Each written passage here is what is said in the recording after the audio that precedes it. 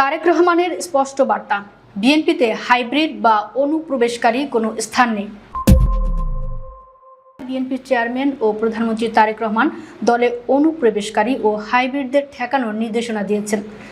নেতা কর্মীদের তিনি বলেন, গত 17 বছর নির্যাতন, গুম, হত্যা ও মামলার মধ্যেও তৃণমূল নেতাকর্মীরা দলকে টিকিয়ে রেখেছেন। সেই ত্যাগের মূল্যায়ন করেই দলকে এগিয়ে নেওয়া হবে।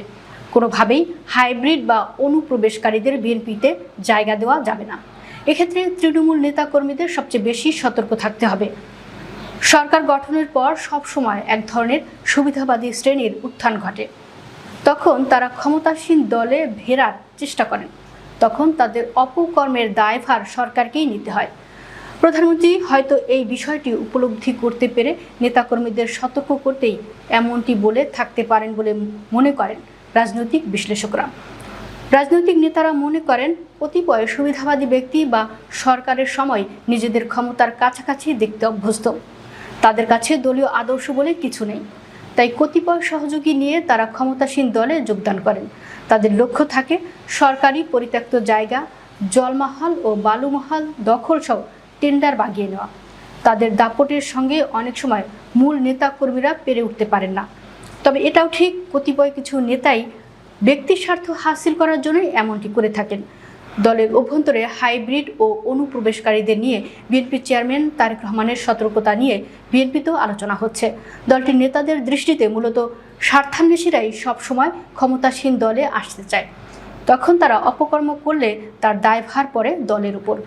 বিএনপিতে এমন ধারা চললে দল অবশ্যই ক্ষতিগ্রস্ত হতে পারে।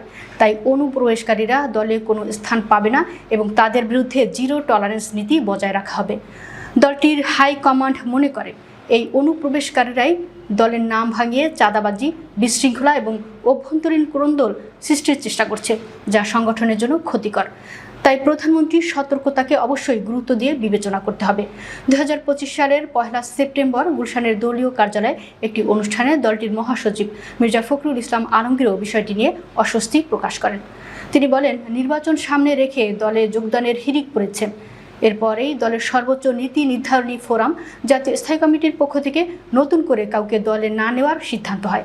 এ বিষয়ে বিএনপির মিডিয়া সেলের সদস্য সাইরুল কবির খান বলেন, দল ক্ষমতায় থাকলে তো অসাধু চক্রের আবির্ভাব ঘটে, তখন নতুন করে দলে যোগদানকারীদের হার বাড়তে থাকে। প্রধানমন্ত্রী মূলত তাদেরকেই হাইব্রিড হিসেবে বিবেচনা করেছেন। বিশেষ করে বিগত দিনে নির্যাতিত বিএনপি নেতাকর্মীদের উপর যাতে অনুপ্রবেশকারীরা কর্তৃত্ব খাটাতে না পারে সে বিষয়ে ইঙ্গিত করেছেন তিনি। এটি অবশ্যই বিএনপিকে আমলে নিতে হবে। জানতে চাইলে বিএনপির আরেক সিনিয়র নেতা বলেন, সরকার গঠনের আগে ও পরে বিএনপি হাইব্রিড ও অনুপ্রবেশকারীদের বিরুদ্ধে জিরো টলারেন্সের কথা জানিয়েছিল। প্রধানমন্ত্রী আবারও আমাদের স্মরণ করিয়ে দিয়েছেন, যা দলের জন্য সতর্কবার্তা।